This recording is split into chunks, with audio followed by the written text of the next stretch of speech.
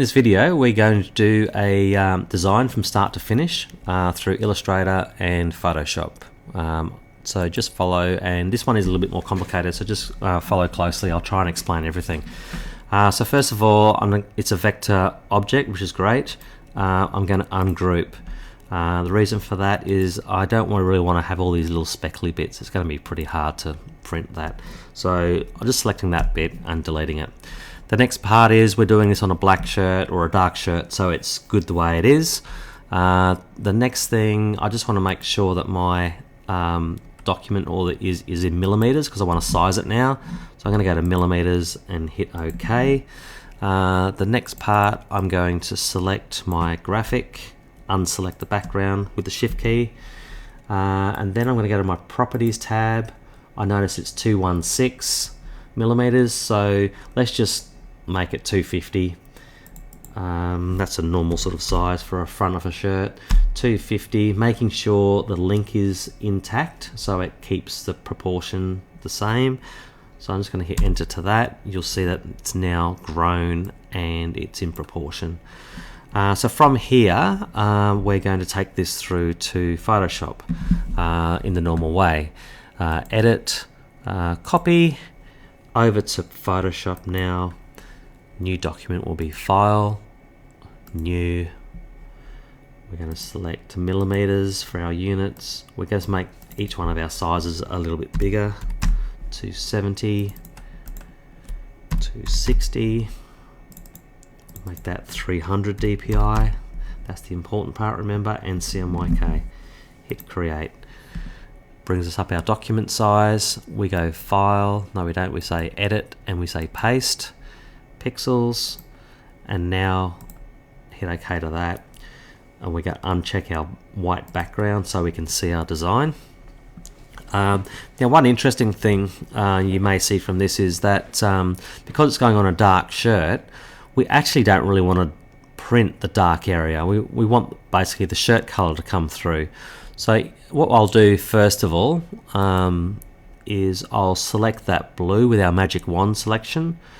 I'm going to select the blue and I'm just going to hit the delete key. So now all those blue areas are gone, so that'll mean that the shirt will come through in those transparent areas, which is what we want.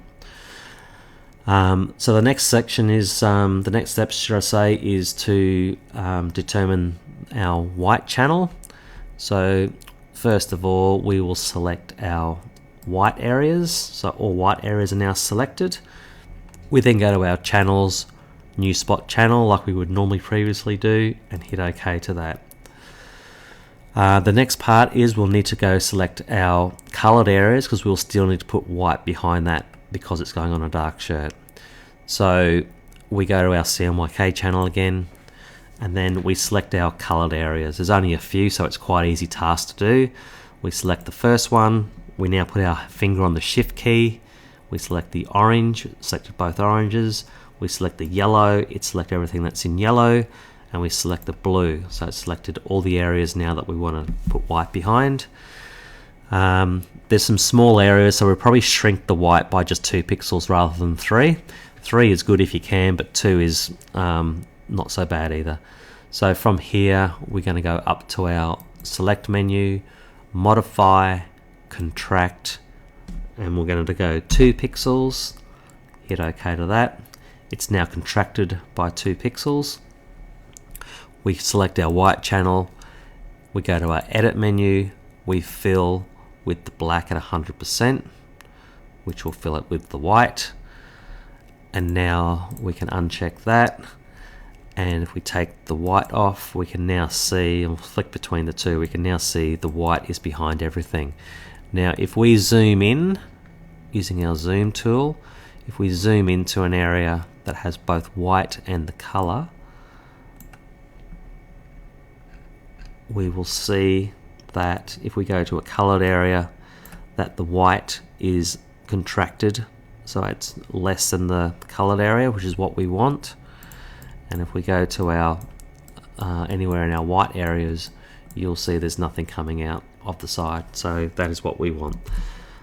So this job is now complete and ready to go. So in our normal step, we would go File, Save As on your computer or to wherever you want to put it. We're saving it as a TIFF, spot colors, layers checked. We'll call this one Wilderness Design as a TIFF. We hit save. We make sure our save transparency is unchecked and we hit OK. The file's now ready to go to the RIP.